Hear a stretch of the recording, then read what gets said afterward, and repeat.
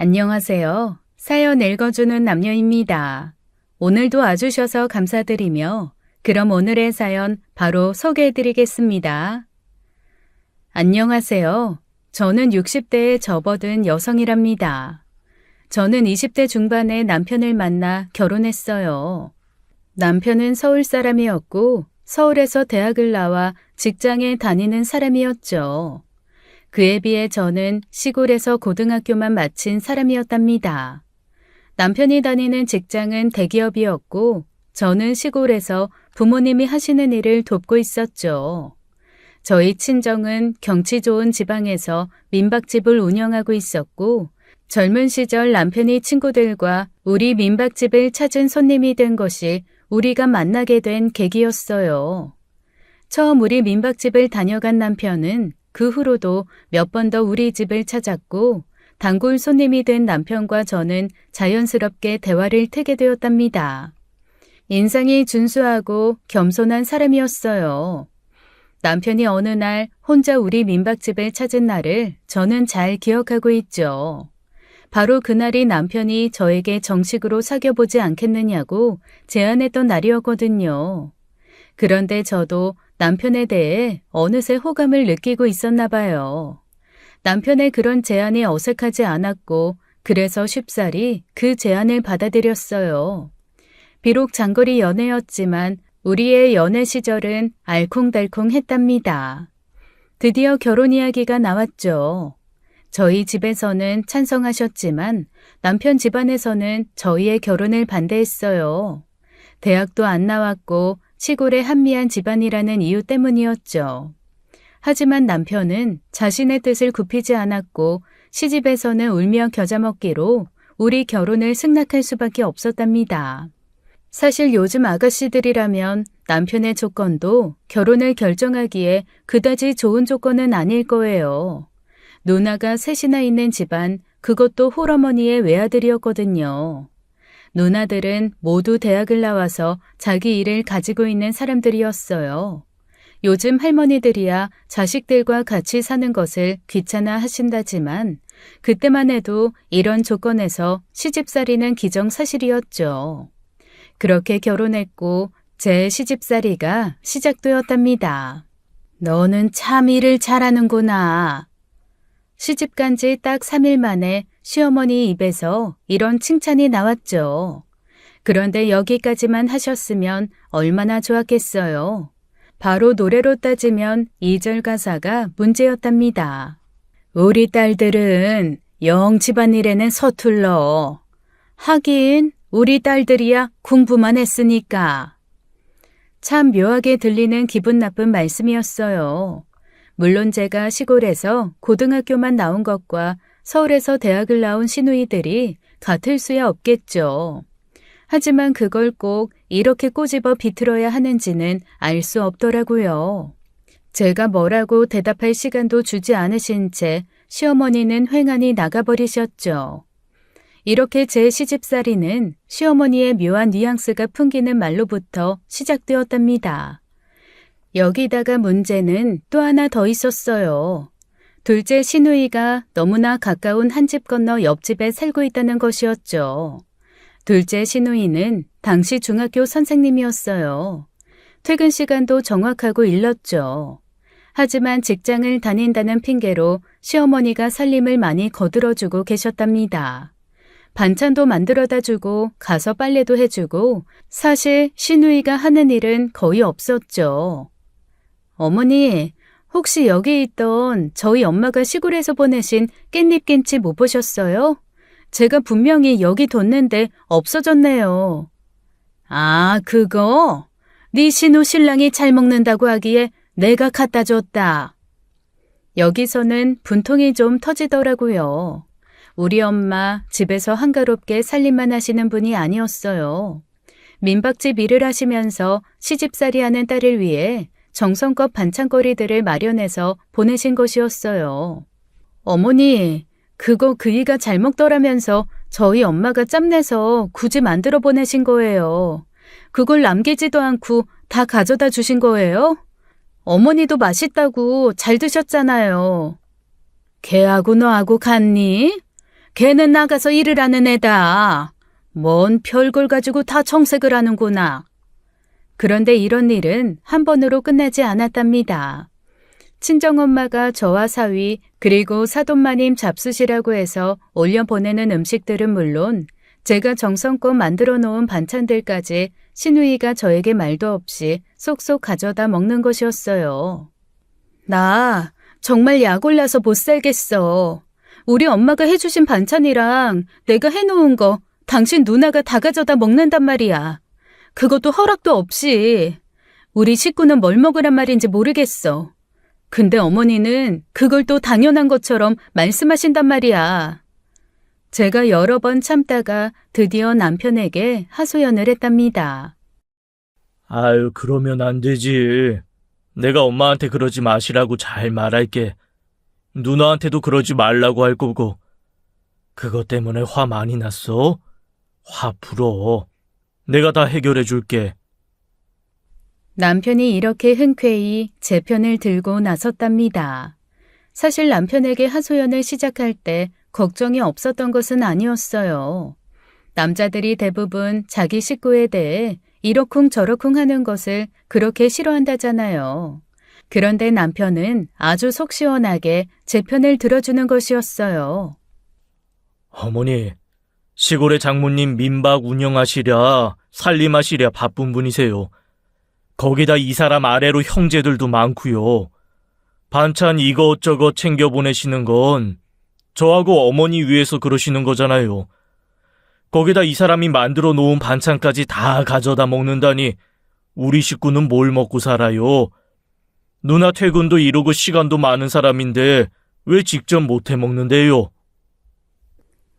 아니, 밖에서 일하는 네 누이가 친정에서 반찬 좀 가져다 먹는다는데 그것도 이해를 못해서 결국 너한테 미주알 고주알 일로 바쳤다는 거냐? 기가 막혀서 말이 다 안 나오는구나. 아가, 너 집에서 일어난 일을 바깥 일하고 오는 사람한테 다 일로 바치는 버릇은 어디서 배운 거야? 너희 친정에서는 널 그렇게 가르쳐서 시집 보냈니? 아무튼 사람이란 배우고 볼 일이야. 이런 말까지 들으니 눈물이 나려고 하더라고요. 하지만 남편이 끝까지 제 편을 들어주니 나오려던 눈물도 쏙 들어가더군요. 어머니, 누나 살림은 누나가 알아서 해야지. 왜 우리 집에서 누나 살림까지 책임져야 돼요? 어머니, 그건 누나 위하시는 길 아니에요. 이 사람도 살림이 아직 익숙한 사람이 아닌데 힘든 것도 인정해 주셔야죠. 남편이 워낙 강경하게 제 편을 들면서 단호하게 말하니까 시어머니도 뭐라고 궁시렁거리시기만 할 뿐 대꾸를 못하더라고요. 반찬을 말도 없이 가져다 먹는 것은 이런 식으로 수습이 되었답니다. 하지만 그것 말고도 시집살이에는 여러 가지 역경이 있었죠. 우선 집에 손님이 너무 많았어요. 우선 시어머니 친정 식구들이 많이 드나드시더라고요. 그래서 항상 집안은 파리가 미끄러질 만큼 깨끗해야 했고 유리창도 마치 없는 것처럼 깨끗하게 해놓아야 했어요. 제가 시집 오기 전에는 어떻게 했냐고 어느 날 한번 시어머니에게 물었죠. 그때야 일하는 사람이 있었지. 하지만 멀쩡히 며느리가 있는데 일하는 사람을 왜 쓰니? 다 며느리가 할 일인데. 거기다가 돌아가신 시아버지는 사업을 크게 벌이셨었고 그렇게 벌어들이신 돈을 기부하시는데도 아끼지 않는 분이셨대요. 돌아가신 지 한참이 되었지만 여전히 시아버지를 생각하며 찾아오는 손님도 많았답니다. 손님 치레하는 것도 보통 일이 아니었어요. 거기다 저를 힘들게 하는 것은 또 있었죠. 마치 제가 시어머니를 모시기 위해 시집 온 것처럼 생각하는 듯한 시누이들의 사고방식이었어요. 자네, 우리 엄마 사육해? 먹을 것만 차려놓고 어딜 나갔다 오는 거야? 제가 시어머니의 점심상을 정성스럽게 식탁 위에 보아놓고 하늘하늘한 천으로 덮어두고는 외출했었죠. 국만 데우고 밥만 덜어오면 드실 수 있도록 해놓은 것을 보고 마침 집에 들렀던 큰 시누이가 한 말이 우리 엄마 사육하느냐는 것이었어요. 형님, 사육이라니 그게 도대체 무슨 말씀이세요? 저는 그럼 어머니 식사 때마다 식탁 옆에 서서 시중이라도 들어야 한다는 말씀이세요? 도대체 국만 데우고 밥만 덜어오면 드실 수 있도록 해놓고 나간 게 무슨 문제가 된다는 거예요? 홀시어머니가 계신 집에 왔으면 시어머니를 우선순위에 둬야 되는 건 당연하지. 그리고 자네 어디다 눈 똑바로 뜨고 말댔구야? 내가 자네보다 나이가 10살이나 위야. 그리고 자네 분명히 출가 외인이 친정에다가 거는 시외 전화를 붙들고 산다면서? 출가 외인이요? 그건 제가 둘째 형님께 드리고 싶은 말이죠. 출가 외인이 친정 근처에 사는 것까지야 제가 뭐라고 드릴 말씀은 아니지만 친정일에 참견도 많으시고 친정 반찬거리에 살림까지 손을 대신다고요. 저 분명히 말씀드리지만요. 결혼을 한 거지 시어머니 모시러 온 거 절대 아니에요. 그렇다고 제가 시어머니한테 못할 짓을 한 것도 불효를 한 것도 아닌데 형님 말 맞다나 출가 외인인 형님이 이런 식으로 저한테 야단치시는 건 저도 참기 어려워요. 이렇게 큰 신호와 본격적인 말다툼이 시작되었죠. 그런데 손님 치레하랴 시어머니 모시랴 정말 미운 시누이 시집살이까지 겪어내고 있던 와중에 저는 몸에 이상이 있는 것을 느꼈답니다. 첫 아이가 생긴 것이었어요. 가뜩이나 힘든 시집살이에 첫 아이의 입덧은 심했답니다. 그리고 집안에 한 가지 변화가 더 생겼죠. 남편이 직장을 그만두고 작은 규모의 사업을 시작한 것이었어요. 조명기구를 다루는 사업인데 남편은 회사 한 구석에 연구실까지 만들어 놓고 스스로 연구해 가면서 다른 조명회사와 차별성을 가진 제품을 만들기에 노력했어요. 소규모였지만 크게 욕심내지 않으면서 착실하게 성장시켜가는 것 같았답니다. 저 역시 그런 남편을 세심하게 배려했죠. 먹을 것 하나라도 잘 챙겨 먹이려고 했었고 와이셔츠 하나 다리는데도 온 정성을 다해서 입혀 내보내곤 했어요. 그러면서도 남편은 시집살이를 하면서 겪어야 하는 일들에 절대적으로 제 편이 되어주었고 세상에 그 누구보다도 자상했답니다. 그렇게 어렵지만 남편이 있어서 든든했던 세월이 흘렀어요. 그런데 시집에서 저를 더 어렵게 만드는 일은 바로 제가 딸만 둘을 내리 낳은 것이었어요. 홀어머니의 외아들, 시어머니는 아들을 눈이 빠지게 기다리셨죠. 그런데 딸 둘을 낳고 나니 아이는 더 이상 생기지 않더군요. 우리 집 대는 이제 결국 끊어지고 말았구나. 도대체 너라는 애는 우리 집에 시집와서 해놓은 일이 뭐야? 어머니, 대를 잇는다는 생각 자체가 요즘 많이 사라지고 있어요. 그리고 이 사람하고 제가 일부러 딸만 낳은 거 아니잖아요. 그건 하늘이 하시는 일이지 이 사람하고 제가 하는 일이 아니죠. 어머니, 제발 그 일 가지고 이 사람 힘들게 하지 마세요. 그러면 저도 힘들어요. 비록 저는 힘이 들었지만 아이들 착실하게 키우고 시집에 정성을 다하면서 사업하는 사람이 가능하면 사업에 몰두할 수 있도록 내조에 정성을 다했어요. 애들이 무럭무럭 자라가는 만큼 남편의 사업도 성장을 거듭했죠. 거기다가 열심히 연구하고 공부한 것이 헛되지 않아 몇 가지 제품에서는 특허를 획득했고 해외 수출의 길까지 열리게 되었어요. 해외에서도 제품은 잘 팔려나가고 있었어요. 남편의 해외 출장도 더불어 들어갔죠. 사업이 이만큼 커질 수 있었던 건 다 당신 덕분이야. 당신이 힘든 속에서도 가정을 그만큼 지켜주었기 때문에 가능했던 일이지. 나 정말 고맙게 생각해. 우리 어머니하고 누나들 절대 쉬운 사람들 아닌데 그걸 다 슬기롭게 넘겨주고 아이들 훌륭하게 키워낸 거 정말 장해. 그거야 누구나 다 하는 일이지. 애들이야 지들이 알아서 바르게 자라준 거고. 사업에 열중하면서도 집안의 자상한 아빠였어. 당신은. 정말 그랬답니다. 사업을 운영하는 바쁜 와중에서도 남편은 저와의 기념일 하나도 놓치지 않는 세심하고 자상한 사람이었어요. 바쁘고 피곤한 중에서도 짬만 나면 아이들과 천진하게 같이 놀아주고 아이들 공부까지 세심하게 챙겨주는 남편.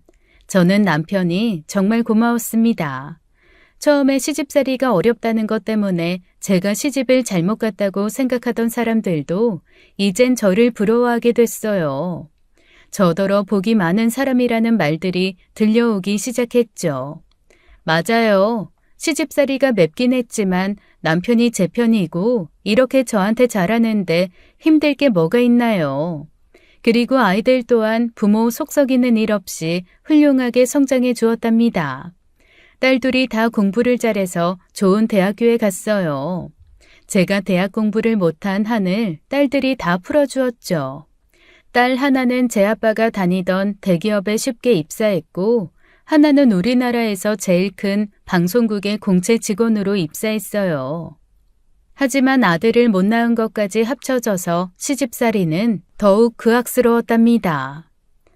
내 친구네는 아들 손주가 장가들어서 벌써 친증손주를 보았단다.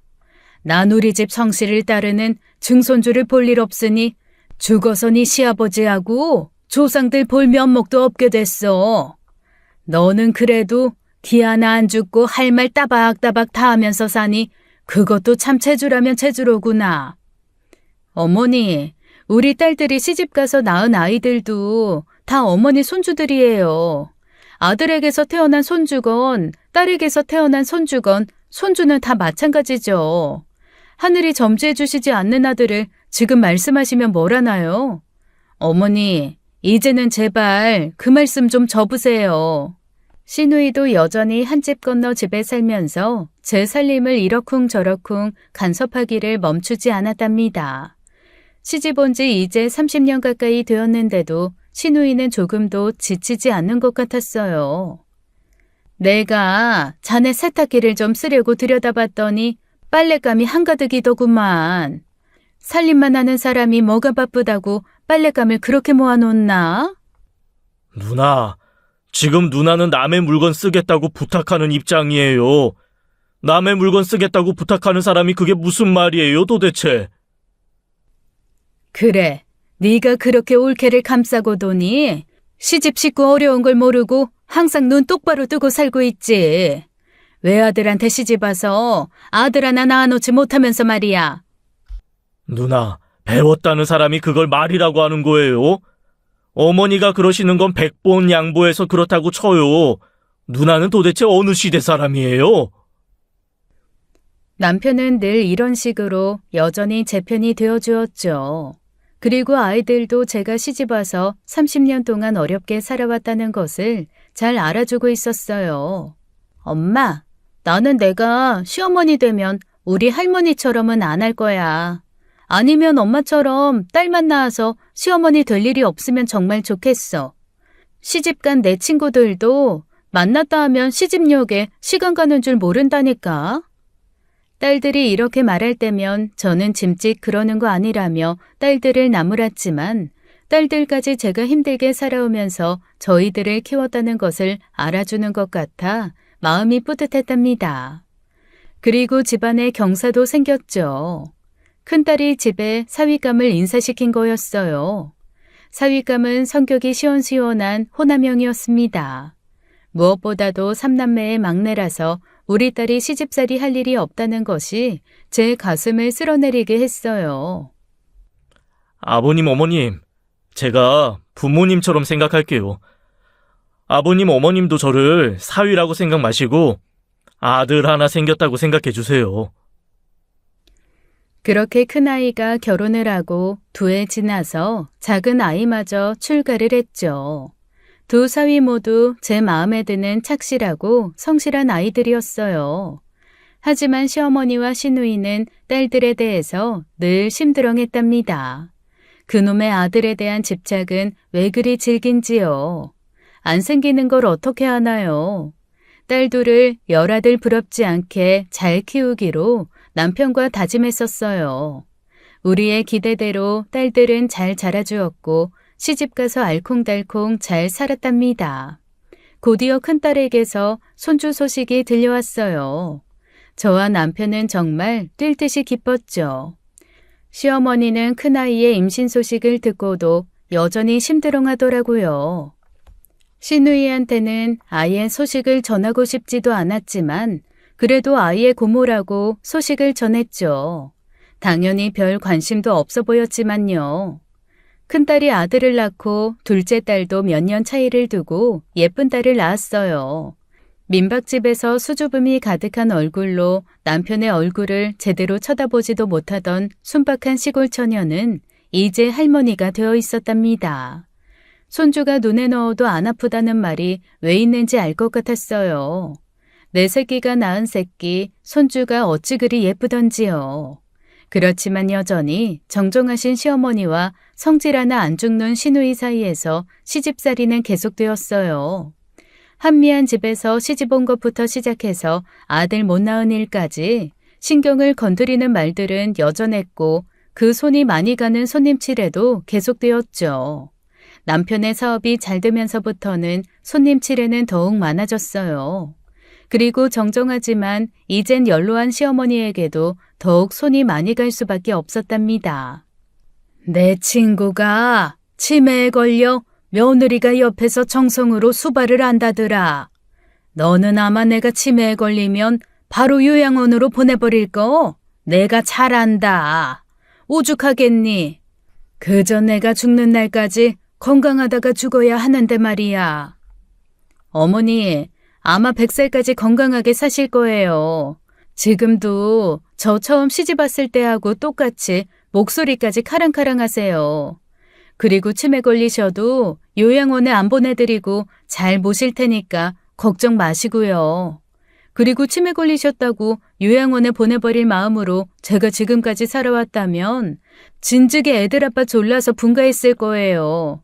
저 분가 얘기 입 밖에 내본 적도 없어요, 어머니. 딸들까지 출가해서 이제 할머니가 된 저는 되도록 시어머니와 시누이 얼굴을 안 보려고 짬을 내어 바깥 활동을 해보기로 했답니다. 물론 여전히 집안에는 제가 할 일이 많았지만 일주일에 몇 번씩 저를 도와줄 아주머니를 고용했어요. 시어머니와 시누이가 펄펄 뛴 것은 말할 것도 없죠. 뭐? 일하는 사람을 둬? 내가 평생을 살아도 일하는 사람을 둘 생각을 해본 적이 없구만. 내가 눈이 시퍼렇게 살아있는데 나한테 허락도 안 받고 일하는 사람을 쓴다고? 난 바깥에서 일하면서도 일하는 사람 집에 둘 생각을 해본 적이 없네. 그런데 자네는 집에서 살림만 하는 사람이 손이 부족해서 일하는 사람을 쓰는가? 도대체 이게 어디서 배워먹은 버릇이야? 어머니, 그리고 형님, 저도 이제는 이 집에서 이 정도 일은 혼자 결정할 수 있는 입장이라고 생각해요. 저도 이제 황혼이에요. 어머니도 여기저기 바깥 활동 많이 하셨잖아요. 친척들 모임에도 열심히 다니셨고요. 저도 이제 그러려고요. 형님이야 원래 바깥 일이 더 많으신 분이었지만 어머니가 살림 절반 이상 도와주신 거 아닌가요? 그것도 제가 해놓은 반찬에 뭐에 집어다 주시면서 말이에요. 뭐라고 하셔도 할 수 없어요. 저도 이제 제 인생 좀 즐기고 싶어요. 그러니 이 일에 대해서는 그만 말씀하셨으면 좋겠네요. 애들 아버지하고도 이미 다 의논 끝난 상태예요. 그러고는 저는 선언한 대로 친구들과의 모임, 지역사회의 합창단 활동 등에 열심히 참여했답니다. 아이들이 다 출가해 저도 할머니가 되었는데도 시어머니와 시누이는 늙지도 않는가 봐요. 일하는 사람이 해놓았다는 바닥 청소하고 문틀 청소 상태 좀 봐라. 이렇게 일하는 사람한테 돈을 주고 쓴단 말이냐? 당장 바깥일 그만두고 집안에만 들어앉지 못하겠니? 어머니, 물론 제가 하는 것보다야 조금 못한 게 사실이겠죠. 하지만 이 정도면 남 쓰는 것 치고는 일 잘하는 아주머니예요. 손님 맞는데 무리 없고 다른 누가 와도 창피하지 않을 정도면 된 거 아닌가요? 어머니, 여전히 정정하게 이 모임 저 모임 하시는데 저도 이제 바깥일에서 직책을 맡은 게 있어서 함부로 그만 못 둬요. 그러니까 이 정도는 어머니께서 이해하세요. 그렇게 시집과 싸워가며 이어가는 바깥 활동에서 저는 몇십 년 만에 처음으로 사는 것 같은 느낌을 받았답니다. 마음을 터놓고 이야기할 수 있는 친구들도 많이 사귀었어요. 저처럼 평생 시집살이 하는 친구와 시집욕을 마음 놓고 하기도 했죠. 그리고 저는 이제는 보란듯이 외부 활동에서 사귄 친구들을 집으로 데려와서 조촐한 파티 같은 것을 열기도 했답니다. 집에 어른이 계시는데 함부로 친구들을 불러다가 파티를 벌여? 정말 평생 두고 느낀 바지만 사람은 배우고 볼 일이야. 도대체 자네라는 사람은 어떻게 이렇게 배짱이 좋은지 알다가도 모를 일이구만. 제 나이 이제 60이 넘었어요. 그리고 애들 아빠 사업 저렇게 확장할 동안 저 한순간도 비틀거리지 않고 집안일 신경 안 쓰도록 지켜왔어요. 그런 저한테 이런 권리도 없단 말이에요? 형님은 형님 사시는 방식대로 사세요. 저는 저대로 살 테니까요. 이제는 이런 잔소리 저한테 그만하실 때도 되셨을 텐데요. 어디 손이 시누이한테 그렇게 꼬박꼬박 대든다더냐? 네 시누이 말 하나도 틀린 것 없다. 집에 어른이 있는데 허락도 없이 어딜 친구들을 몰고 다녀? 제가 무슨 막 시집 온 새댁인가요? 이제 이 집 안주인은 저예요, 어머니, 형님. 그걸 인정할 줄 아셔야죠. 시어머니와 시누이가 거의 칠 듯이 저에게 거세게 핀잔을 주더군요. 하지만 저는 눈 하나 까딱 안 했어요. 그날 저녁 남편과 이런 이야기를 나누었어요. 잘했어. 당신도 이젠 집안일에서 놓여나서 지금처럼 친구도 사귀고 그동안 못했던 거 다 하면서 살아. 나 언제나 당신 편이야. 알지? 이런 남편이 있는데 이젠 연세 드실 만큼 든 시어머니나 시누이가 뭐가 두렵겠어요. 집 밖에서의 활동은 저에게 정말 새로운 세상이었답니다. 친구가 이래서 필요한 것이구나 싶은 생각이 들었어요. 그 중에서도 최근에 자신의 걱정거리를 털어놓으며 저와 빠르게 가까워진 친구가 있었죠. 저와는 동갑인데 늦게 얻은 딸이 혼기가 조금 지나친 것을 많이 걱정하던 친구였어요. 그런데 다행히도 최근에 딸이 마음에 맞는 남자를 만나 결혼을 전제로 사귀고 있다는 얘기를 들을 수 있었습니다. 우리 애들 아빠, 제 남편은 여전히 사업일로 바빴어요. 회사에서 생산한 조명기구가 해외에서 많이 팔려나가면서 해외 출장이 더욱 잦아지고 있었죠. 남편은 어디로 출장을 가든 하루에 한 번 이상씩 꼬박같이 전화를 해주었습니다. 더구나 아이들이 출가하고 나서는 하루에 2통 이상씩 전화를 걸어주기도 했죠. 이번 출장은 좀 멀리 다녀와야겠어. 머니까 일정도 길고 말이야. LA에 다녀와야겠는데. 당신도 이제는 나이 생각해야 되는 때인데 젊은 직원들 대신 보낼 수는 없어? 꼭 당신이 직접 가야 되는 일이야? 사업상 중요한 일이라서 누굴 대신 보낸 입장이 아니야. 나이 생각은 무슨. 이렇게 건강한데. 다음 해외 출장 때는 가능하면 당신하고 동행할 수 있게 해볼게.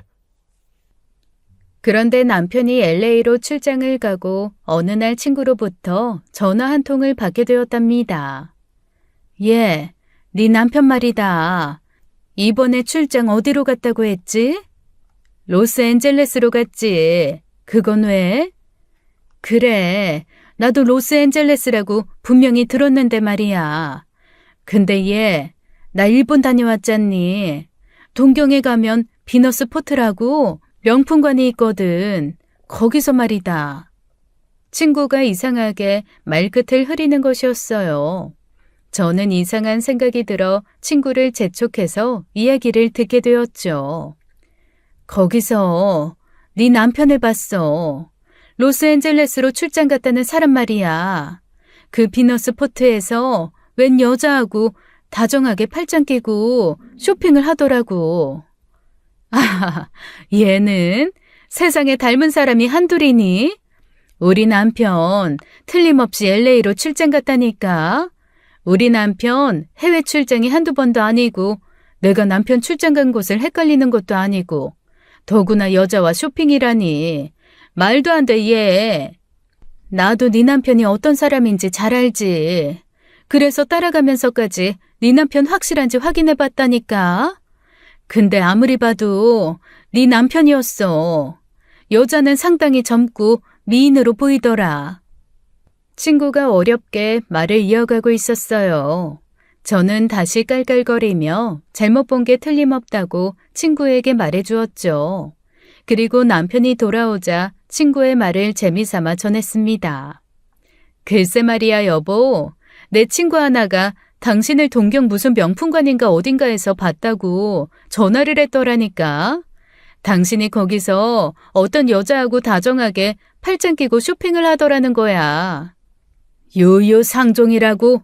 친구도 어디서 너하고 똑같은 사람만 사귀는 모양이구나. 있지도 않은 말 전해서 남의 집안 절단 낼 일이 있다더냐? 아유, 집안이 절단 나기는요, 어머니. 어디서 닮은 사람을 잘못 봤겠죠. 그리고 어머니, 이제는 이 사람도 손주를 둔 할머니예요. 똑같은 사람만 사귄다느니 하시는 말씀은 이 사람이 새댁일 때나 하실 수 있는 말씀이잖아요. 이제 제발 그런 식의 말씀은 그만하세요. 네? 아무튼 당신 출장 간 사이에 그런 일이 있었다니까. 어머니, 이제는 어머니께서 저한테 그런 식으로 비꼬셔도 저 아무렇지도 않을 만큼 단련됐어요. 그러니 어머니도 이제 그만하세요. 그런다고 저 이제 더 이상 상처받지도 않아요. 아셨죠? 친구가 절 위해서 전화한 거잖아요. 혹시나 하고요. 그리고 저나 이 사람이나 말했듯이 비슷한 사람을 잘못 볼 수 있는 건 누구나 마찬가지잖아요. 거기서 유유상종이니 뭐니 하는 말씀은 뭐하러 덧붙이세요? 어디서 엉뚱한 사람을 보고 남의 집 귀한 아들을 이상한 사람으로 만든다니? 네가 시집 오기 전에 네 남편 내 말이라면 거역해 본 적이 없는 아이다. 네가 시집 오고 나서 네 남편이 아주 변해버렸어. 이제 와서 후회를 해봤자 소용도 없는 일이다만 그때 아주 극력 반대를 해서 결혼을 막았어야 했는데 말이다. 원. 아무튼 우리 시어머니는 지치지도 않으시더라니까요. 그러니 제가 시어머니는 100살까지 건강하게 사실 거라고 하죠. 정말 그랬답니다. 연로하셔서 약간의 관절통 정도는 겪고 계셨지만 여전하신 분이 바로 우리 시어머니셨어요. 어쩌면 그렇게 제가 세댁대하고 한결같으신지요. 그리고 시어머니에게 말씀드린 대로 저는 시어머니나 시누이의 그 신경 긁는 시집살이에는 이제 완전히 단련이 되어 있었답니다. 한 귀로 듣고 한 귀로 흘리는 훈련이 확실히 되어버린 것이었어요. 친구들을 몰고 와서 파티를 하고 듣는 싫은 소리 같은 것도 이제는 조금 심하게 말하면 밖에서 들리는 강아지 짖는 소리 정도로밖에 안 여겨지더군요. 이렇게 무슨 트집만 생기면 저와 비슷하다는 둥, 저 때문에 남편이 변했다는 둥 하면서 저를 물고 늘어지는 시집 식구들이 이 전화 사건 이후에 약간 이상하다는 느낌을 받은 것은 이 일이 있고 나서 얼마 지나지 않아서의 일이었습니다. 그저 근거 없는 제 느낌이었을 뿐일까요? 시집 식구들이 뭔가 자연스럽지 않았어요. 생전 처음으로 제 눈치를 보는 것 같다는 느낌도 받았답니다. 어머니, 저녁 진지 드세요. 그리고 이번 일요일 날 큰애네가 놀러 온대요. 아이고 깜짝이야. 이제는 목소리까지 커져서 이 시엠이 놀래켜 쓰러뜨릴 작정이냐? 나 아직 귀 안 먹었다. 평상시하고 똑같이 말씀드렸는데 뭘 그렇게 깜짝 놀라고 그러세요, 어머니. 얼른 저녁 진지 드세요. 시어머니는 그런데 정말로 깜짝 놀라신 것 같았답니다. 시어머니의 이런 깜짝깜짝 놀라시는 증세는 한 번이 아니라 계속되었어요. 남편한테 이야기를 했죠. 연세 드시면 그릴 수도 있는 거 아닌가. 당신이 한번 모시고 한의원에라도 가보는 게 어때? 연세 드시면 괜히 우울하시고 별거 아닌 일에도 놀라시고 그런다던데. 남편의 말을 듣고 나니 그럴 수도 있겠다 싶었어요. 우리나라의 노인 우울증 환자가 그렇게나 많다죠. 우리 시어머니도 일종의 그런 증세가 아닌가 싶었어요. 한의원에 가자고 말씀드렸죠. 웬일로 시어머니가 제 말에 선선히 따라 나서시더군요. 한의원에서 진맥을 해보더니 특별히 나쁜 곳은 없는데 아마도 스트레스성으로 그런 증상이 보일 수도 있다며 한약을 지어주더군요. 저는 한약을 받아와서 아침 저녁으로 따끈하게 데워 시어머니께 건넸죠. 그런데 좀 이상한 일은 이것뿐만이 아니었어요. 그렇게 풀방구리에 쥐 드나들 듯 하면서 우리 집 살림에 간섭하고 제 속을 긁어대던 시누이도 잘 드나들질 않는 것이었습니다. 좀 이상하다 싶었죠. 드나들면서 저 긁어대는 취미로 사는 사람이 별일이다 싶었다니까요. 시집 식구들이 좀 이상하기는 했지만 그렇게 별일 없는 나날들이 흐르던 어느 날이었어요. 왜 아까 말씀드렸죠? 외동딸이 홍기가 조금 지나 걱정하다가 사귀는 사람이 생겨서 안심하더라는 바깥 활동에서 최근에 친해졌다는 친구 말이에요. 그 친구에게서 집으로 전화 한 통화가 걸려왔답니다. 친구는 몹시 흥분한 상태였어요. 말을 잘 이어가질 못할 정도로 흥분한 친구의 전화 너머로 들려오는 목소리. 이 전화가 수십 년간 있었던 모든 일을 뒤엎어버릴 굉장한 사건이었다는 것을 깨닫는 데는 얼마 걸리지 않았답니다. 남편은 이때도 해외 출장 중이었어요. 나는 말이다. 할 말보다도 여기 시내 유명한 일식당이야. 얼른 나와봐. 여기서 우리 딸 상견례 하려고 저쪽 집 식구들을 기다리고 있는데 말이야. 다음 말을 들은 저는 일단 그 말을 믿을 수는 없었지만 튀듯이 상견례장으로 뛰어나가지 않을 수 없었죠.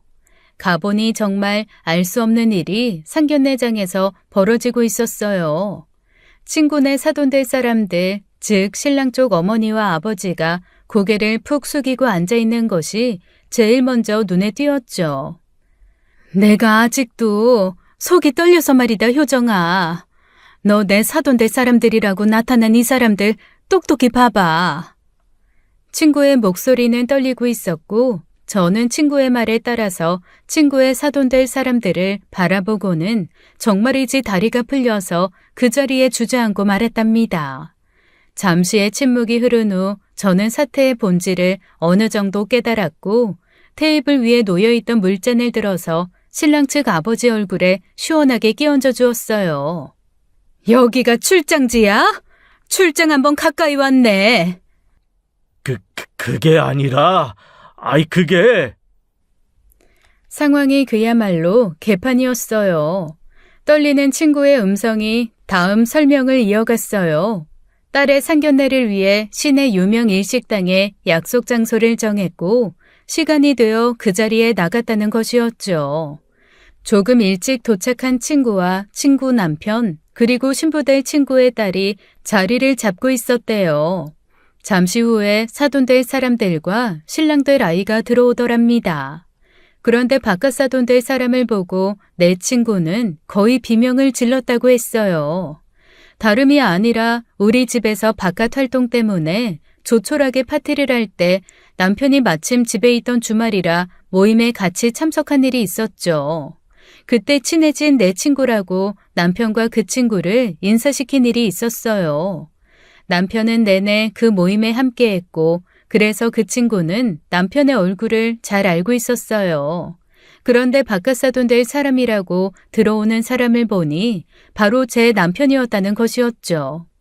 친구는 처음에는 눈을 의심했다죠. 뭔가 잘못 보이나 하고 눈을 비벼보기도 했대요. 그런데 아무리 봐도 제 남편이라는 것이었죠. 당연히 안사돈 될 사람은 제가 아니었고요. 효정이 남편 되시는 분이잖아요. 친구가 간신히 떨리는 음성으로 한 첫 번째 말이 이거였대요. 이때 사태를 깨달은 남편이 바로 도망가려고 하더랍니다. 그런 남편을 친구가 거의 본능적으로 붙잡았다고 했어요. 이상하게 여긴 친구의 딸과 아버지가 신랑과 어머니도 붙잡아 두었다더군요. 그리고는 저한테 바로 전화를 한 것이었어요. 남편과 안사돈인지 뭔지 하는 여자는 어쩔 줄을 모르는 것 같았고 신랑 될 아이만이 도대체 무슨 일인지 모르겠는 채로 서 있지도 앉아 있지도 못하고 어정쩡하게 있었죠.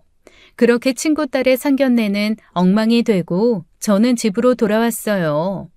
그날 남편은 귀가하지 않았고 이틀인가 후에 어떻게든 마무리를 지어야겠다고 생각했는지 집으로 기어 들어왔더군요. 동경, 비너스포트, 같이 쇼핑하던 여자, 그리고 상견례장에 나타난 남편. 확실한 그림은 아니지만 어느 정도의 그림이 제 머릿속에 그려졌어요. 저는 지금까지의 남편의 위선에 치를 떨며 미련 없이 헤어지자고 했죠. 도대체 왜 이런 짓을 한 거야? 상견례장에 나타날 정도면 그 아이의 아버지라는 이야기인데, 그렇다면 하루 이틀 된 일도 아닐 테고 왜 당당하게 나한테 이혼하자고 하지 않고 이렇게까지 일을 만든 거야? 얘기나 속 시원하게 해봐 어디. 어머니가 하도 아들을 원하시길래, 그런데 당신한테서는 더 이상 아이가 생기지 않고 해서, 그래서. 그러니까 뭔가요? 하루 이틀 된 이야기가 아니라 정말 수십 년 묵은 이야기란 말이잖아요. 남편의 이어지는 말이 더 가관이더군요. 결혼할 때에는 결혼 초에 당신한테 한 내 행동은 정말이지 진심이었어. 그리고 아들 문제가 어머니한테 그렇게 큰 문제라면 이혼하려고도 했었고, 하지만 변호사가 지금의 경제력을 일구는데 가정을 지킨 당신의 기여도가 크기 때문에 이 재산 분할을 많이 해야 한다고 해서, 그리고 아들을 못 낳는 것도 이혼 사유도 안 되고, 당신이 이혼하자고 하기 전에는 이혼이 안 된다고 하기에 미루고 미루다 보니, 그러다 보니 들키지는 말아야겠다 해서. 하지만 말이야, 당신한테 고마워하고 있는 거 사실이야. 집안을 이만큼 잘 지켜준 것도 당신이라는 거 내가 잘 알고. 그러니까 화 풀고 이성적으로 얘기 좀 해봅시다. 이성적으로 얘기를 하자고? 정말 기가 막혀서 말이 안 나오네. 이성적으로 재산분할 협상이라도 하자는 거야? 그리고 옆에 어쩔 줄 모르고 서 있는 시어머니와 시누이에게도 일갈했죠. 이런 줄 뻔히 알면서도 수십 년간 다 같이 저 속이신 거예요? 정말들 대단들 하시네요. 그렇게 시집살이에 시달리게 하면서 아들 손주 하나 보자고 이런 짓을 집단적으로 벌일 수 있는 건가요? 배운 사람들은 다 이런 거예요? 저더러 늘 배우지 못해서 어쩌고 하셨죠? 배운 사람들 머리는 정말 기가 막히네요. 네가 더 이상 아이를 못 갖는데 어떻게 하겠니? 외아들이라 대는 이어야겠고, 이건 100% 우리 탓이라고는 말 못한다. 봐라, 밖에서 아이가 생겼지 않니? 그러니 너한테 문제가 있다는 게 분명하지 않니? 시어머니의 이런 변명 아닌 변명은 저를 더 기막히게 했답니다. 남편에게 캐물어 횟수를 따져보니 몇 년 동안 셋째가 생기지 않아서 같이 고민하고 의논하고 할 때 이미 남편은 내연녀에게서 아들을 본 것이었어요. 그래놓고 이혼에 대해서 알아보니 위자료가 너무 막대했고 제가 이혼에 찬성하지 않는 이상 이혼할 길은 절대로 없었죠. 이러지도 저러지도 못하는 사이에 세월은 흘렀고 저쪽에서 낳은 아들이 결혼을 하게 되어 상견례를 하는 자리에 당당하게 아버지 자격으로 남편이 참석을 한 것이었습니다. 신부 측에다가는 어머니가 아버지와 사별했고 곧 재혼할 분이기 때문에 아버지 자격으로 상견례에 참석할 것이라고 했다더군요. 이런 걸 보고 바로 사필 규정이라고 하는 것이겠죠. 하필 신부 쪽 안싸돈이 제 친구였으니 말이에요. 내가 모든 걸 안 이상 이대로 살 수는 없어. 그래, 나 이 집안에다 내 청춘 다 바쳤어. 시어머니 시누이 시집살이 다 겪어내고 내주 하나도 서툴지 않게 하면서 당신 재산 만드는데 기여했지. 그러니까 내가 추호도 의심 안 했던 해외 출장도 아이들하고 나한테 다정했던 것도 다 두 집 살림 가리려는 시도였네. 나 이 집에서 가지고 나갈 수 있는 건 다 가지고 나갈 거야. 물론 애들한테도 아빠 정체 남김없이 폭로할 거고. 남편이 아무 변명도 못하고 바닥만 쳐다보더군요. 그래도 시어머니는 할 말이 남았나 봐요. 네가 아들 못 낳아서 생긴 일인데 뭘 다 가지고 나가? 달라면 다 줄 줄 아느냐? 시어머니하고 시누이한테 따박따박 말대꾸 해가면서 내 조를 서툴게 않게 했다고? 집안에 분란 생긴 게 다 너 때문이다. 내가 늘 말하지만 애초에 반대할 때 아주 확실하게 했어야 했는데 말이야. 어머니가 주시는 게 아니라 법이 알아서 주겠죠. 바로 변호사 선임하고 10원 한 푼도 손해보는 일 없이 받아가지고 나가드릴게요. 저는 지금 변호사를 선임하고 변호사의 조언에 따라 행동하고 있답니다. 일단 무단으로 집을 나오는 것은 불리하다고 해서 2층의 빈 방으로 남편을 내쫓아버렸어요. 그간 시어머니를 봉양했던 일과 집안에서 했던 저의 역할을 들어 변호사는 시어머니와 시누이를 상대로 또한 위자료를 청구할 수 있다고 했어요. 시어머니와 시누이가 아니라 시집에 속한 것이라면 강아지한테도 위자료를 받아가지고 나오고 싶은 심정이었답니다. 그렇게 법적인 절차가 진행되고 있었어요. 그리고 제 친구가 제 남편의 혼외자와의 결혼에 절대적으로 반대를 표했고 결국은 친구의 딸도 그 결혼을 포기했다는 이야기도 들렸답니다. 이 일에서 정말 가엾은 아이는 바로 친구의 딸이었어요. 친구네 집으로 굳이 찾아가 친구 딸의 손을 잡고 할 수 있는 위로를 다 해주었습니다. 아이가 하염없이 눈물을 쏟더군요. 아이의 눈물을 보자 저 역시 수십 년간 속아온 것에 대한 분함과 서러움에 같이 눈물이 솟았어요. 친구와 친구 딸 그리고 저 세 사람이 부둥켜 안고 실컷 울었답니다. 속이 풀릴 때까지 아주 실컷요. 내가 그 집안이 아주 뿌리채 휘청거리도록 법적으로 복수해 줄 거야. 그렇게 해서 너희들 복수도 같이 해줄게. 기다려봐. 나 이번에 아주 모진 마음 먹었으니까. 친구와 친구의 딸이 오히려 저를 위로하더군요. 어떻게 그렇게 몰랐어. 하긴 그렇게 너하고 가정밖에 모르던 사람이 그럴 거라고 누가 의심했겠어. 그게 다 위선이라고 생각하니 난 네 생각에 더 마음이 아프다.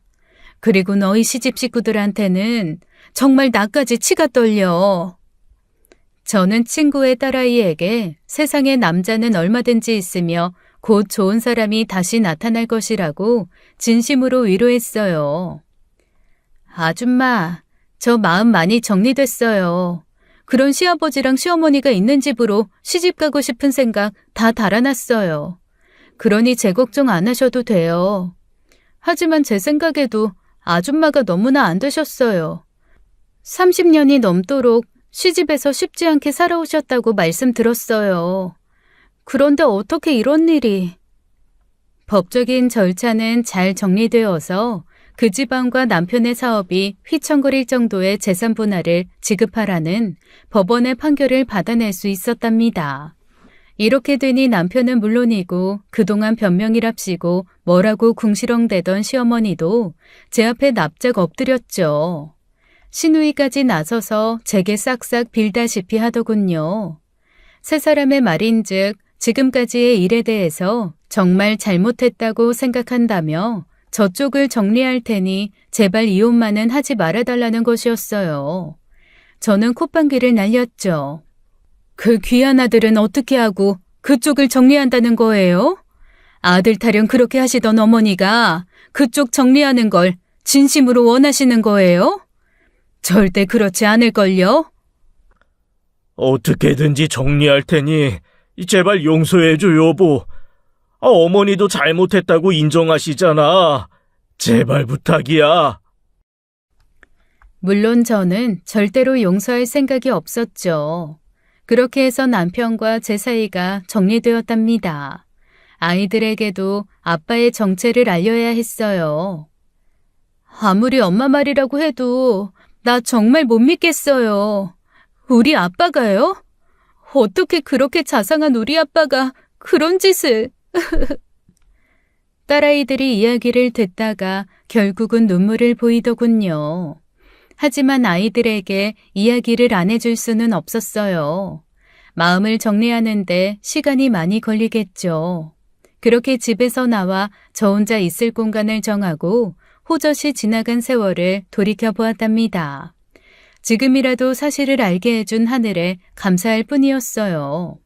다시 한번 사필 귀정이라는 말이 떠오르더군요. 그리고 한 가지 소식이 더 들려왔어요. 남편의 혼외자, 아니 혼외자도 아니더라고요. 효정아, 더 기막힌 얘기를 내가 하나 들었어. 속아서 우리 사위 삼을 뻔한 그 아이 말이야. 그 애가 네 남편 애가 아니라더라. 그 아들 아이의 생부가 갑자기 나타나서는 아들에 대한 권리를 주장했다더라고. 당했을 때는 분하기 짝이 없더니만 이렇게라도 밝혀진 게 얼마나 다행인지 모르겠다. 남편이 저를 배신한 것처럼 남편 역시 내연녀에게 배신을 당한 것이었어요. 자기가 저지른 대로 받은 것이었죠. 이렇게 해서 저와 아이들 그리고 일밖에 모르는 남편의 정체가 낱낱이 밝혀졌답니다. 시어머니와 시누이는 지금도 제게 전화를 해대고 있어요. 이렇게 시집살이에서 해방되고 남편의 사기 행각으로부터도 저는 해방되었답니다. 처음엔 자상한 아버지의 배신에 울며 마음 아파했던 딸들도 결국은 저를 응원하며 멋있는 남자를 만나서 연애를 하라더군요. 이열치열이 이런 경우에도 해당되는 말이라면서요. 아이들의 말대로 이 나이에도 사랑으로 다친 마음을 사랑으로 치유할 수 있으려나요? 딸들의 따뜻한 위로와 보살핌으로 마음도 몸도 정리되어 가는 중이랍니다. 여기까지 제가 겪은 기막힌 사연을 말씀드렸어요. 사연 들어주셔서 감사합니다. 지금까지 사연 읽어주는 남녀였습니다. 끝까지 시청해주신 여러분 감사드리며 저희는 다음 사연으로 돌아올게요. 감사합니다.